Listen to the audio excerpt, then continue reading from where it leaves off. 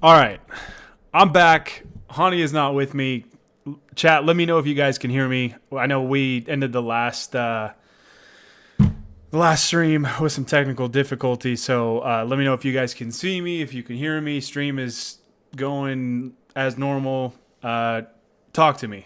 Let me hear it, because this is wow. This is shocking. Hani might join me. I don't know. We didn't when we signed off. We thought news might be kind of slow for the rest of the night, but apparently not. So welcome back to the Lakers Outsiders live stream. I am Gary Kester here with you as always.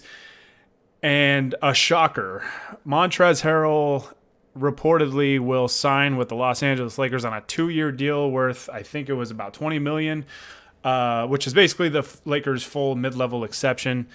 And holy crap, a shocking move that really nobody saw coming. We had talked about a number of names that the Lakers had been rumored to be linked to, and potential guys to fill certain spots. I don't think anybody talked about Montrezl Harrell. I didn't think that he was going to be within the Lakers' price range. I thought he was going to get more than the Lakers could pay. Man, so there are some things with this signing. I haven't really tweeted out my thoughts because I wanted to deliver them to you guys here live on stream. As always, guys, the stream is live on twitch.tv/Lakers Outsiders. YouTube, find us, just Lakers Outsiders, subscribe to us there, and on Facebook Live as well. So like and follow us on Facebook. And as always, if you want to support the site, you can subscribe to us on Twitch for $5 a month. Super cheap, and it really does go a long way if you guys do that, and helps us get on here a lot more consistently and give you guys just more content, better content, that kind of thing. So here's my thing with Montrezl Harrell. Is he a perfect player? Of course not. Absolutely not. You're not going to get a perfect player with the mid-level exception. But there's a lot of different layers to this. So I've seen a lot of people, rightfully so, talk about his defense. His defense last year with the Clippers was not good. Does that mean he's a bad player? No. Does that mean this is not tremendous value? No. This is great value for the Lakers to get Montrezl Harrell on a mid-level exception deal, a 2-year deal, so it's not a long-term deal if it goes south. It's a player option reportedly on the second year. To me, this is such a good... Like I said, he's not a perfect player. This is such good value. Such good value on this signing, man. And it's one that just totally came out of left field. Like, I did not expect this, like his name of all names, just a total shocker.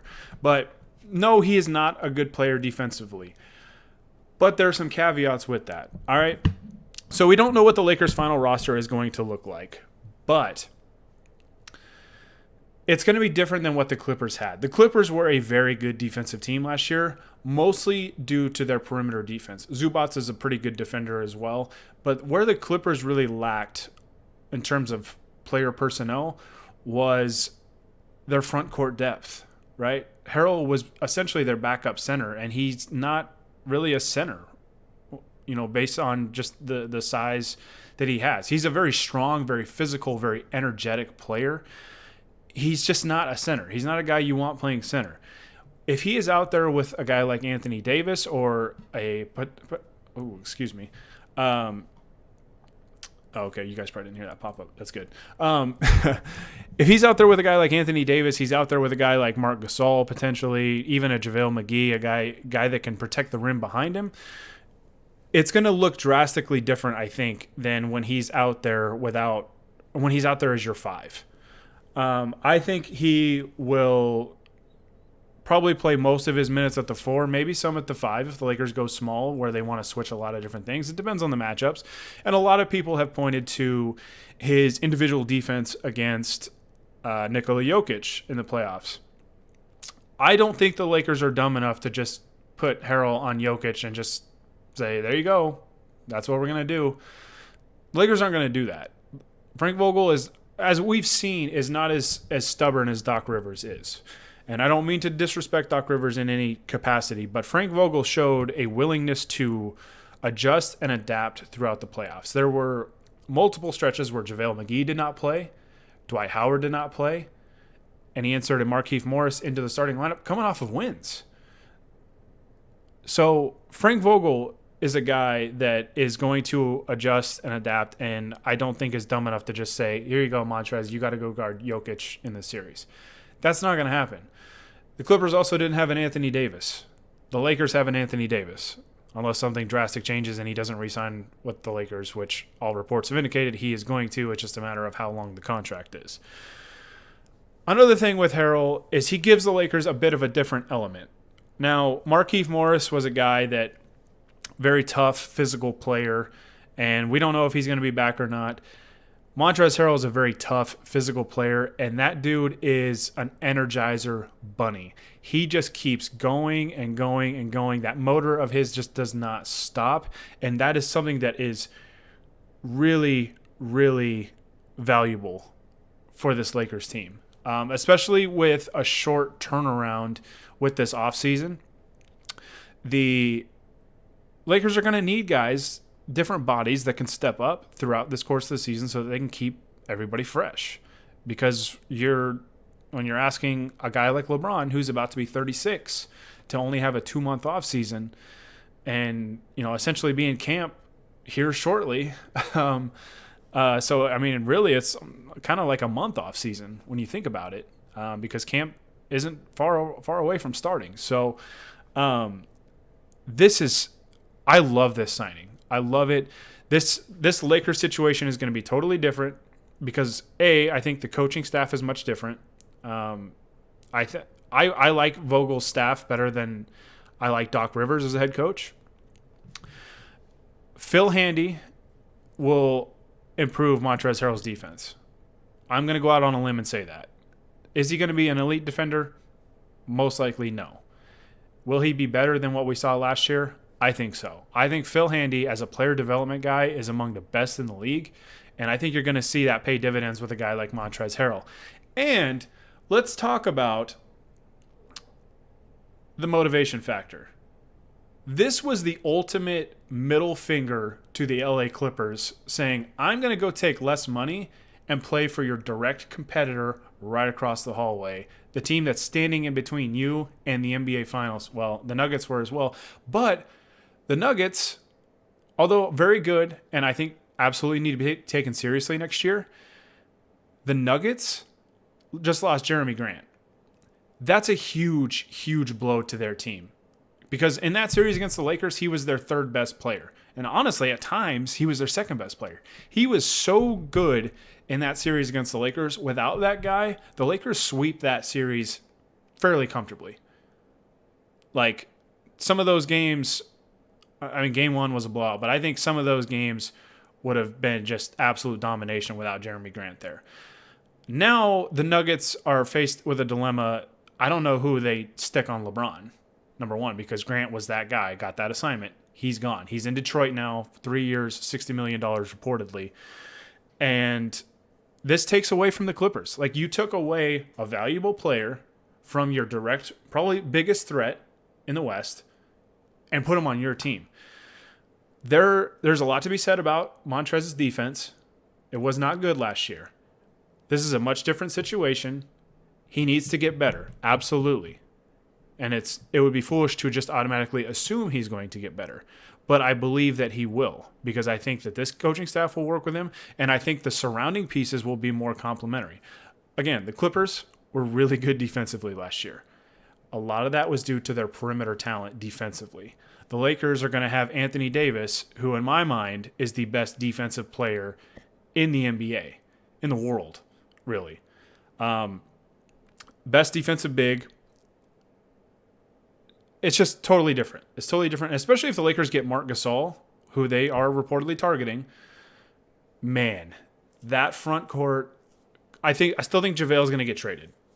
I have a gut feeling JaVale is going to get traded, but you're getting a motivated Montrezl Harrell who's going to come over to the Lakers, who obviously hates the Clippers. There was a lot the writing was on the wall, especially near the end of last season, that he was fed up with the Clippers. I don't know if it was with Doc. I don't know if it was with his teammates. We've already seen Patrick Beverley's reaction on Twitter. He's not happy about it.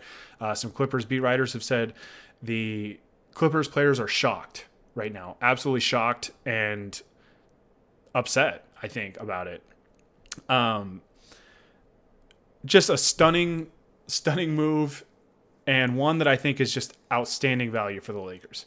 Again, yes, I know he needs to improve defensively, but this situation, you can't compare this situation to the Clippers because it's not the exact same. He's not going to automatically be better defensively, but I think there's going to be better pieces around him to help him succeed on that end of the floor because you don't play him at center exclusively. But I also think the Lakers are going to have a similar dynamic that the Clippers did have last year, especially during the regular season, that really helped them be effective during the regular season. So they had the Lou Williams, Montrezl Harrell combination, right? Off the bench that just absolutely shredded teams most nights. The Lakers can probably do that now with Dennis Schroeder and Montrezl Harrell. That honestly might be better. I mean, Harrell, same guy, but between Schroeder and Lou Williams, it's about the same, if not better. That's a deadly 1-2 punch off the bench. I mean, two guys that I think Harrell won Sixth Man of the Year, and Schroeder very easily could have won Sixth Man of the Year. So you probably got the top two guys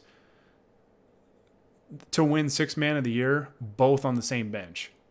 That's crazy. That's absolutely crazy. And not to mention, you're going to have LeBron James and Anthony Davis in your starting lineup. So, plus you got Wes Matthews now, who the Lakers have agreed to a deal with, as we talked about on the last stream. We'll see. I mean, Lakers have some other guys still. They've got Kuzma. They've got JaVale McGee. We'll have to see how they fill out the rest of this roster. They could have some potential issues with re-signing KCP because the Wes Matthews signing reportedly will hard cap the Lakers. I don't know where KCP's offers are coming from right now, though, because not a lot of teams had a significant amount of cap space, and we've seen some big contract offers go on the board tonight. The Hawks were a team with a lot of cap space. They signed Danilo Gallinari for, I think, $20 million a year. Detroit had a lot of cap space, and Detroit's had KCP in the past. They just signed Jeremy Grant for $20 million a year. Atlanta, I think, still has cap space, but they're also reportedly in on Bogdan Bogdanović. And that could be $15, $20 million a year. And if that's the case, I don't think they'd have enough money for KCP. So I don't know, chat, maybe you guys can look it up or something, but I don't know how much KCP has on the market right now. I think there's been some buzz that the Lakers are trying to get him around $10 million a year. The Knicks are one team that could, but they're also potentially going after Gordon Hayward. I know the Pacers are going after him too. So there are a couple teams, but that market isn't as dense as you would think, right? Like based on I don't know what number KCP is shooting for. I don't know if it's $15 million a year, $20 million a year. After seeing some of these deals, Joe Harris, I think, was 4 years, $75 million back to the Nets. Davis Bertans, I think, got like 5 years, $80 million. So shooting is getting some big contracts for sure. But teams got to have cap space too. And there aren't a ton of teams with a boatload of cap space to offer a guy like KCP $15 to $20 million a season. So hopefully the Lakers are able to get him back, because the way I look at it, if their starting lineup is essentially, let's say they do get Marc Gasol, a guy they are targeting according to reports, and then let's say they get KCP back. If they start KCP and LeBron, essentially as your point guard, with Wes Matthews, Anthony Davis, and Marc Gasol, with Dennis Schroeder and Montrezl Harrell and Kyle Kuzma and JaVale McGee, or I don't know, maybe somebody else with, if you trade JaVale and Kuzma together for somebody, that's a really good team. And it's a very different team, and they might need some time to gel, but it's definitely a team you can repeat with. So we'll have to see how everything shapes out, but I love the Montrezl Harrell signing. Like I said, question marks about his defense are fair. For the mid-level exception, he is worth every damn penny, in my mind, in my personal opinion. That's what I think. But, and you also, I mean, the biggest weakness that the Clippers had last year was their front court depth, right? Maybe outside of their chemistry. I don't know. But personnel-wise, it was their front court depth. You just took away a significant piece of that, right? So outside of Zubats, did they draft somebody? I can't remember if they drafted another big, but depending on a rookie that they probably got, at the end of the first round or in the second round, as your second big behind Zubats, that's a tall ask.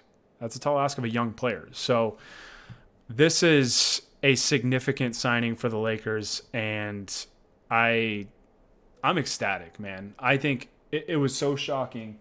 Let me check my phone real quick, see if there's any other news. So apparently John Wall has made it clear that he wants out of Washington.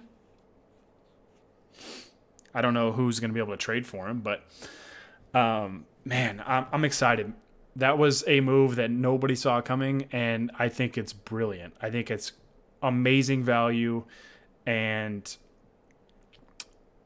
losing Dwight hurt, but not as bad as some people I think have stated.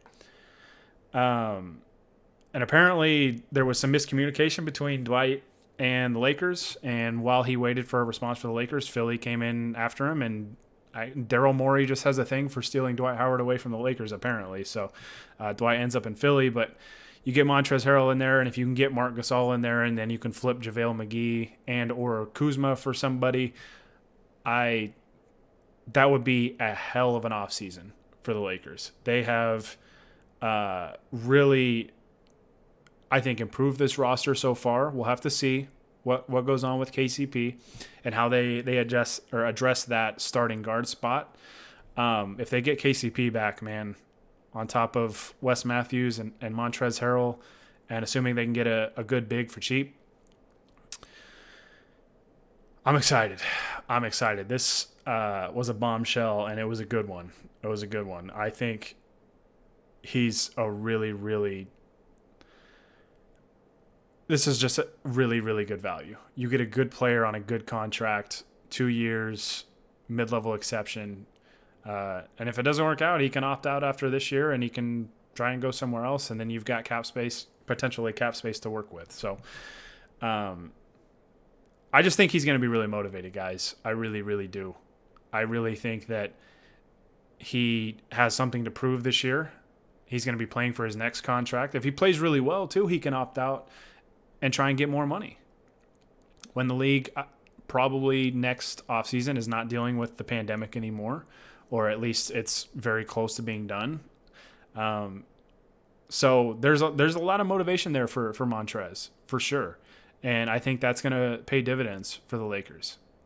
I think he's going to be amped, man. He's going to be amped to play for this Lakers team and play the Clippers 4 times and be that direct competition to the Clippers and try and stop them from getting to the finals, because there definitely seemed to be some animosity there. And man, love the signing. Let me know what you guys think in the comments in the chat.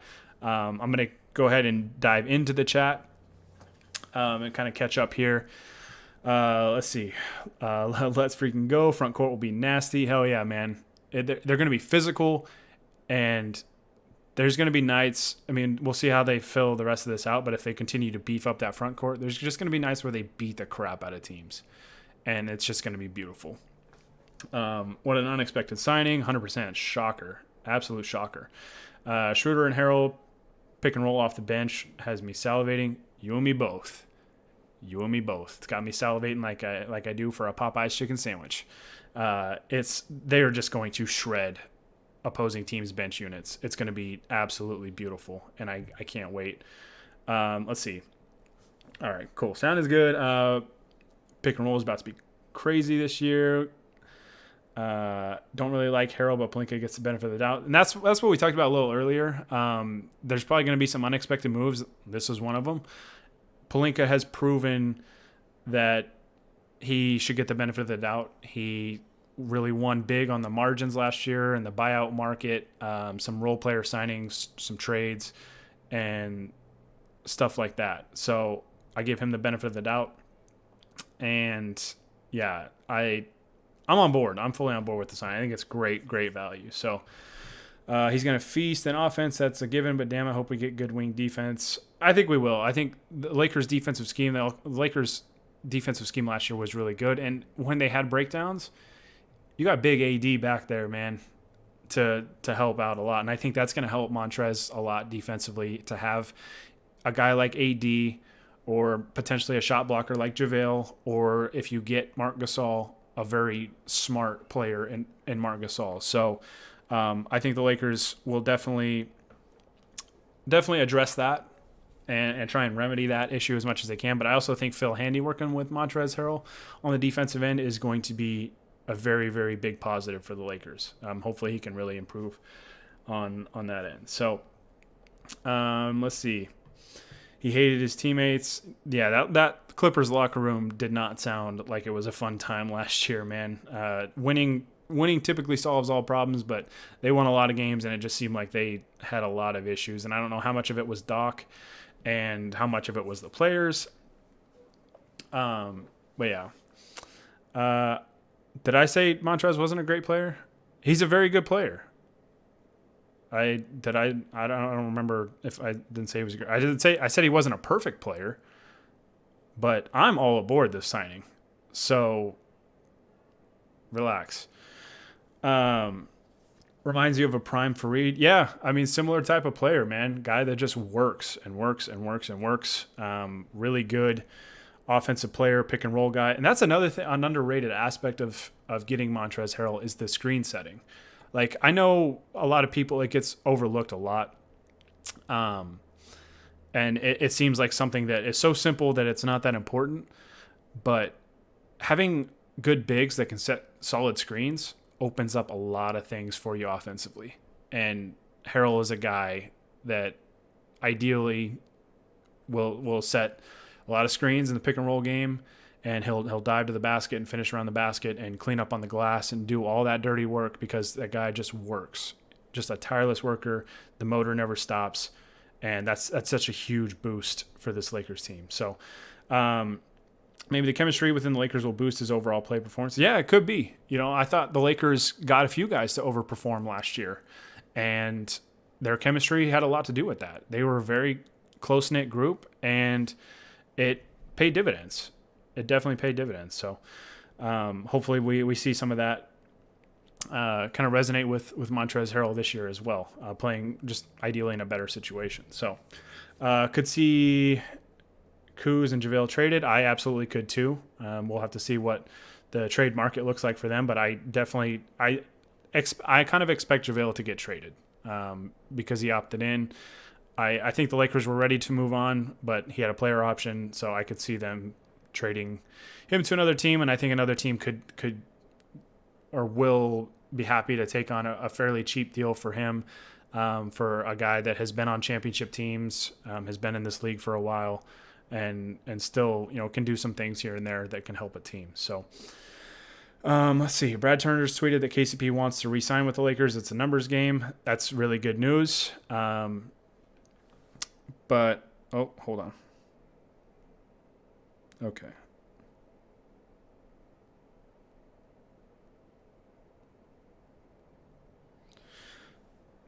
Shams is saying Denver matched Jeremy Grant's offer.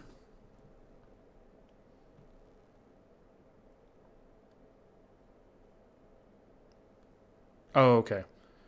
I was gonna say he wasn't a restricted free agent, right? So, um,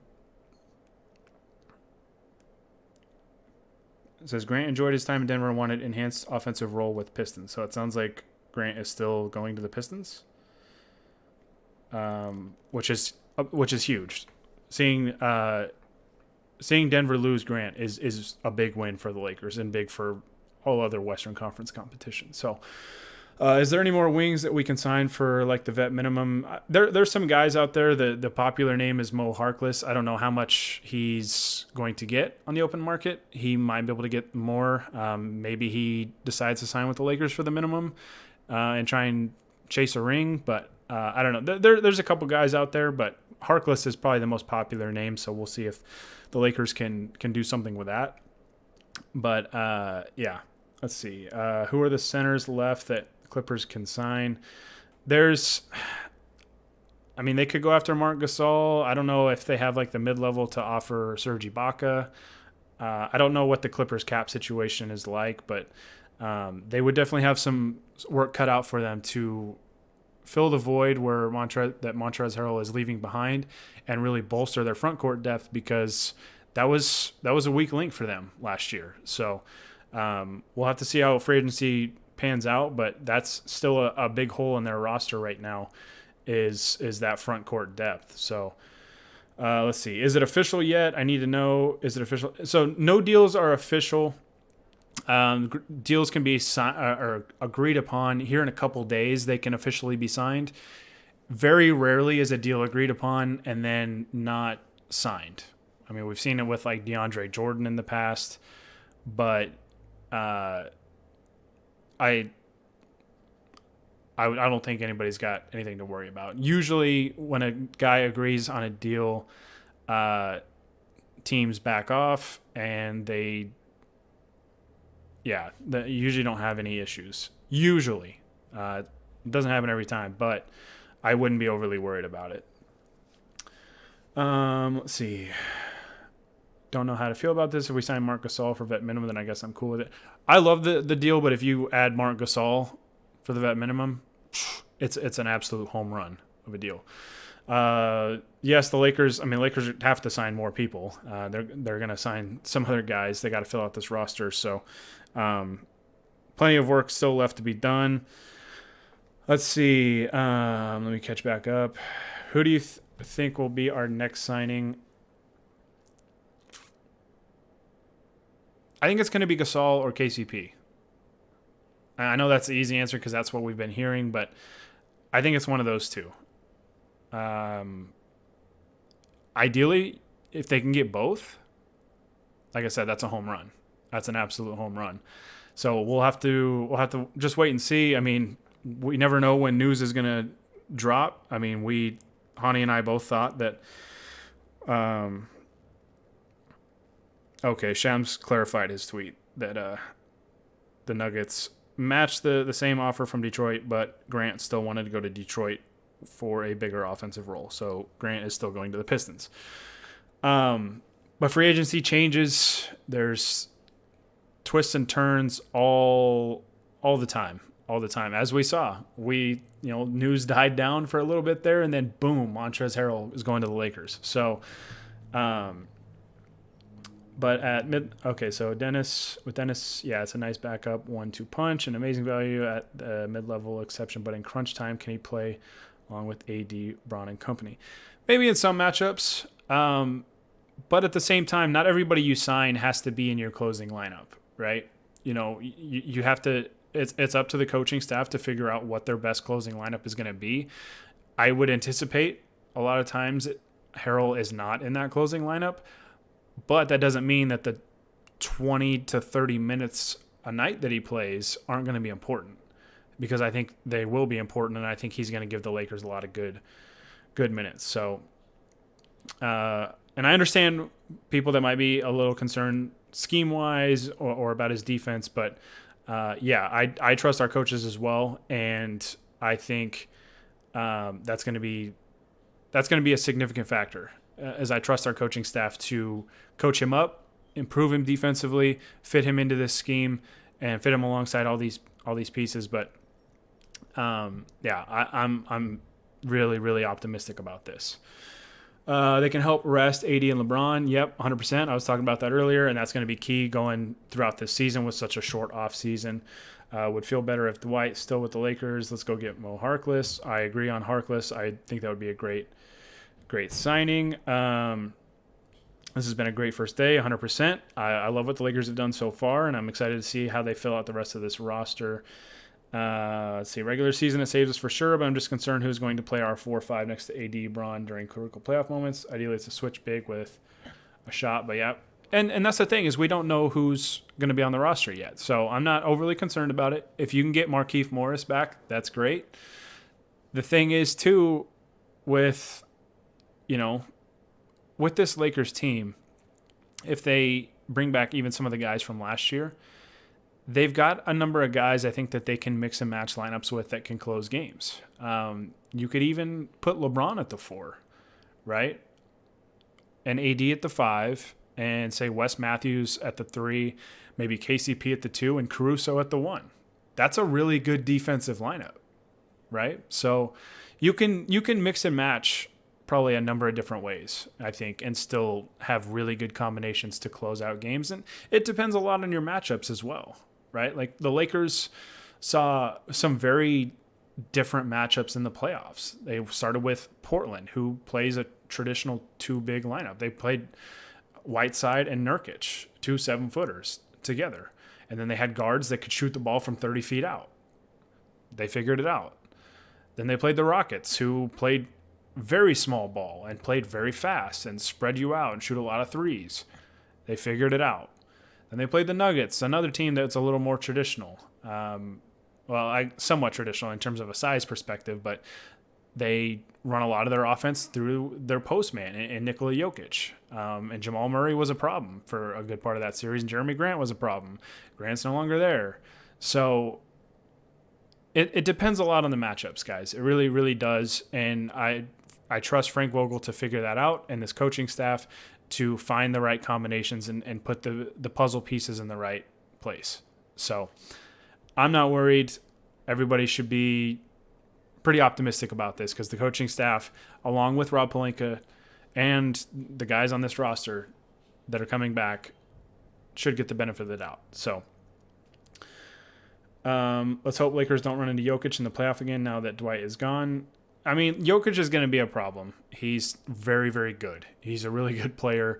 But like I said, Denver without Grant, that's a massively different looking team. And one that helps the Lakers because with Denver's current roster, I mean, maybe Michael Porter Jr. steps up into that role and makes a leap. He is not even remotely close to the defender that Jeremy Grant was or is and was for that team. So, it's okay. Marcus Morris going back to the Clippers. Not surprising there. Hopefully Markieff stays with the Lakers. 4 years, $64 million for Morris. Am I reading that right? Wow. Okay, he got paid. So 4 years, $64 million for Marcus Morris. Interesting. I don't remember where I was at, but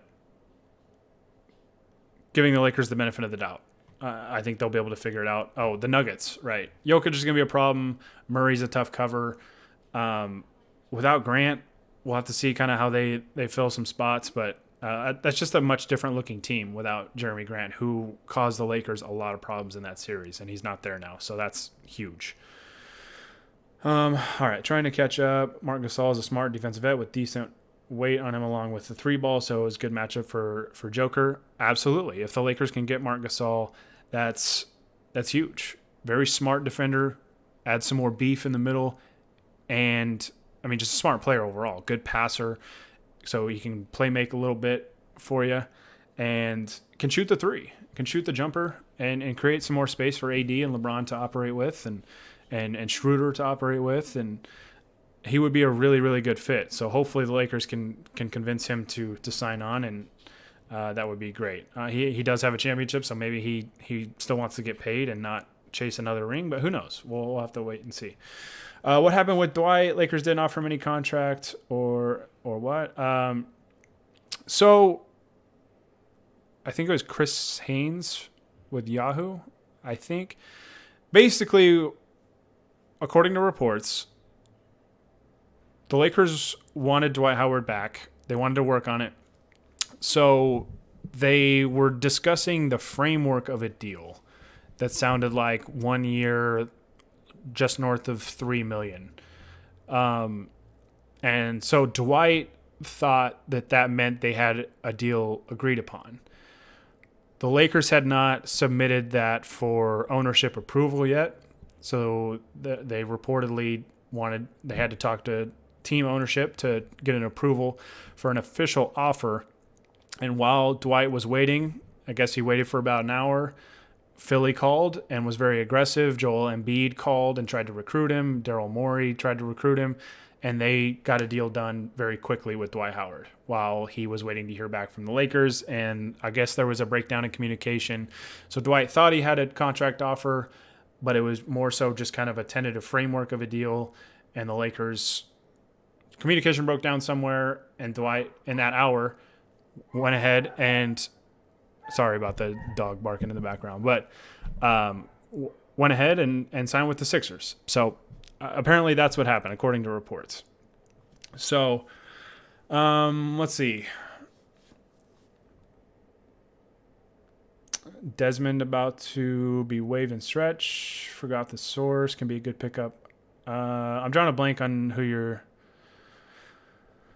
talking about on that.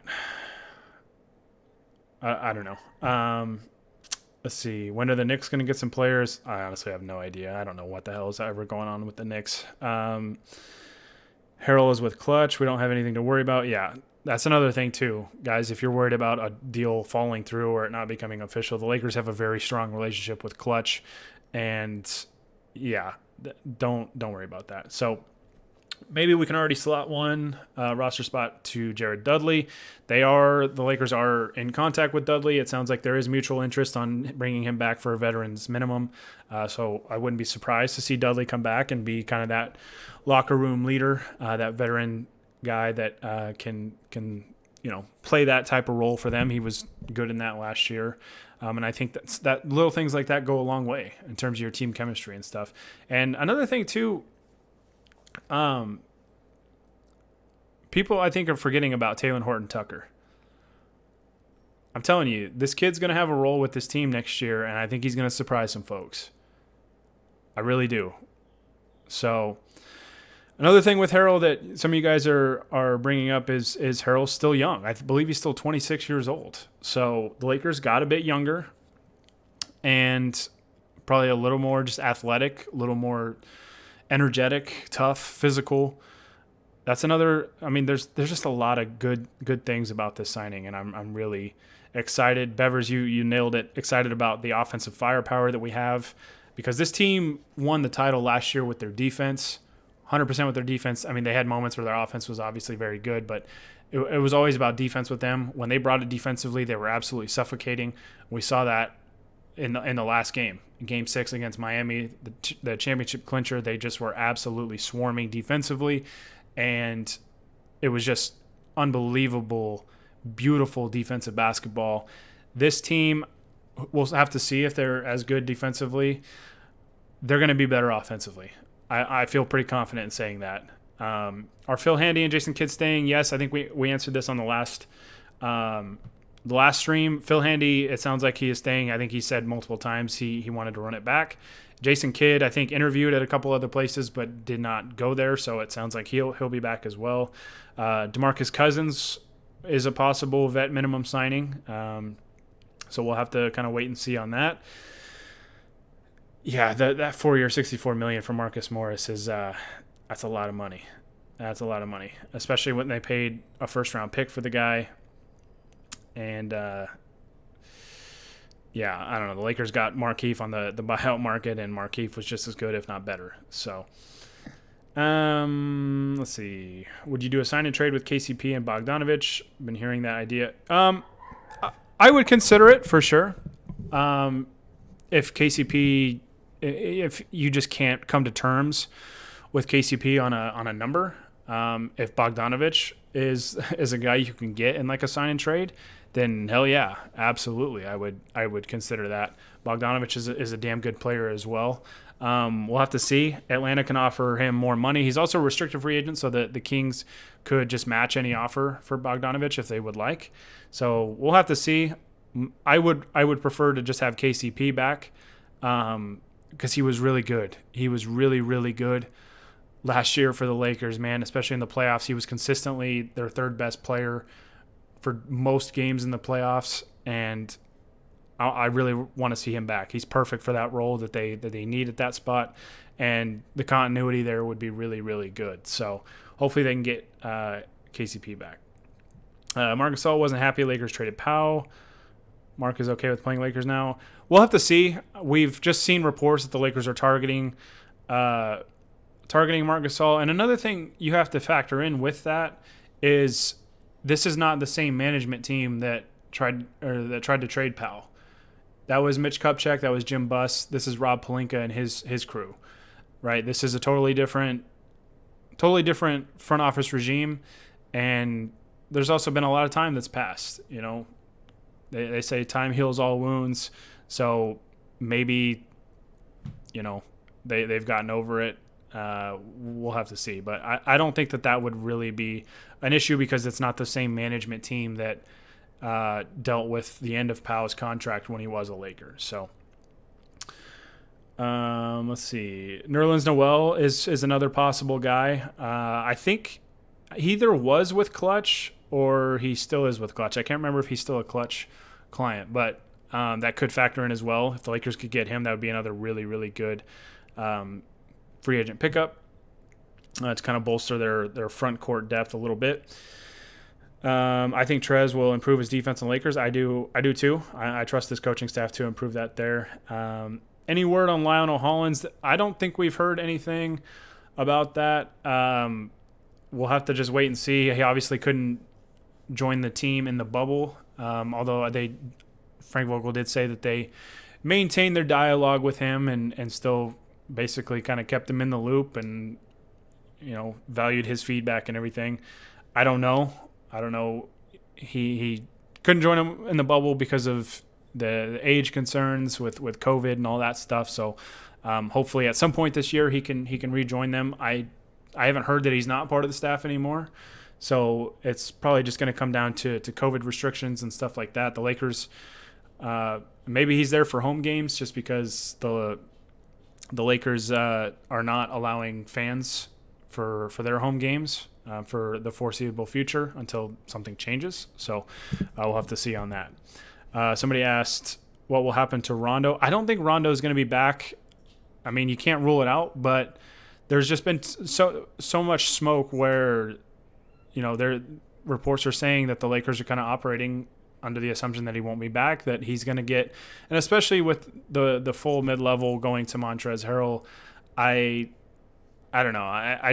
I don't think Rondo is going to be back. And if he is, it's on a cheap deal, and I think there's going to be a team like in Atlanta who has a young point guard in Trae Young who might value Rondo's, you know, championship experience, his veteran leadership to mentor a guy like Trae Young. And I think he's going to get paid more elsewhere. I don't think Rondo will be back, and I think the Dennis Schroeder trade was kind of a result of that. I think the Lakers were prepared for that, and they went and they got somebody to fill that spot, and Dennis Schroeder is an upgrade at that spot for a number of different reasons. And I think, I don't know. I just don't think Rondo's going to be back. So beyond the money, I think Kuzma is gone. Offensively, we're fine. We just need to round out our role players, defenders. I just don't see how Kuz fits with Dennis, Trez, AD, and LeBron. For Kuzma, it depends on his defense. I thought in the bubble his defense was much improved than what we saw before the bubble, before the NBA kind of shut down. If he can consistently play good defense on the wing, that's a significant development for him and for the Lakers. The offensive inconsistency is very frustrating for me.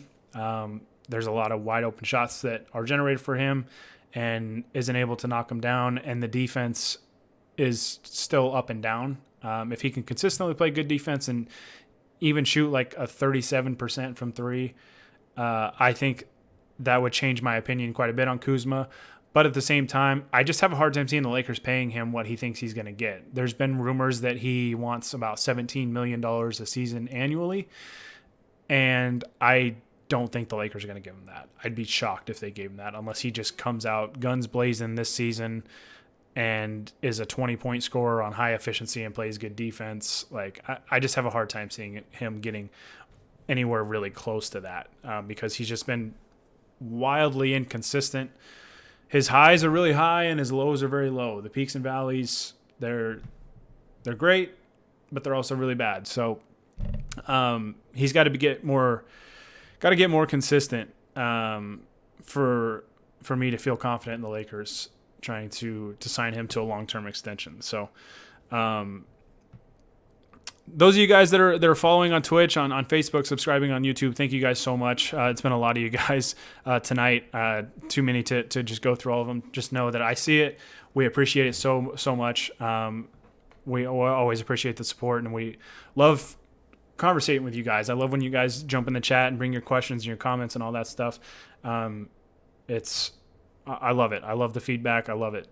So thank you guys so very much. But let's see. Lakers got Wesley Matthews. Yeah, we talked about that on the last stream. Can the Lakers trade him for PJ Tucker? I think so. That is a potential trade candidate. I feel like if the Rockets put PJ Tucker on the trade market, that they could get more elsewhere, so it would be tough for the Lakers to get him, but I would love PJ Tucker. PJ Tucker is really good, and I think would be just awesome. Would be an awesome fit. And I think you can plug PJ Tucker in just about anywhere, and that guy's just an absolute dog, man.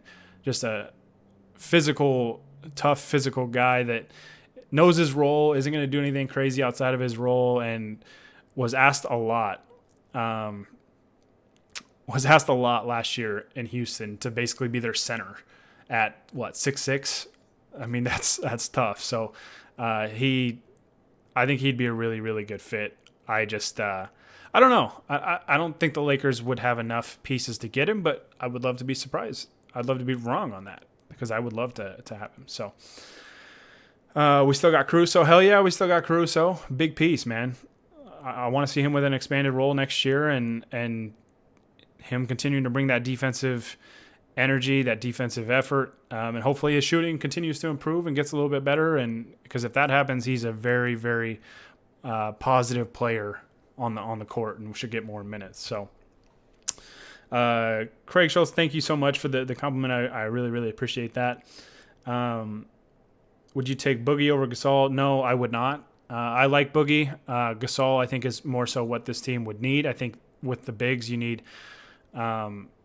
somebody that's probably a little bit better defensively, especially with Montrezl Harrell. If you have lineups with Harrell and Boogie, you might be giving up a lot defensively. So if you have a guy like Marc Gasol, I would like that fit better. I wouldn't be mad if they got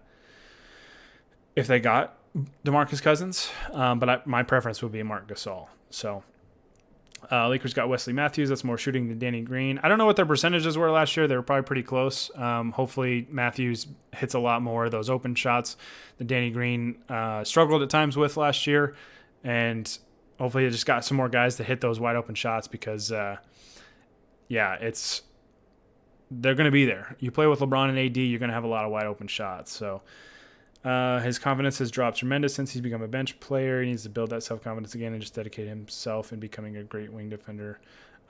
J Sports Enthusiast, I don't know who exactly that's in reference to. I don't know if it's KCP or Bogdanovich or who it was. Sorry, I'm trying to catch up with the chat. It's kind of continuing to go, trying to catch up with YouTube, Facebook, and Twitch all at the same time. It kind of stacks up pretty quickly. So can the Lakers bring back KCP? Yes, they can. It's all about finding a number that basically meeting in the middle. Right now, KCP wants X amount of dollars. The Lakers want to give him Y amount of dollars. They got to figure out that middle ground and that compromise and come to terms on an agreement. But there's definitely mutual interest. I can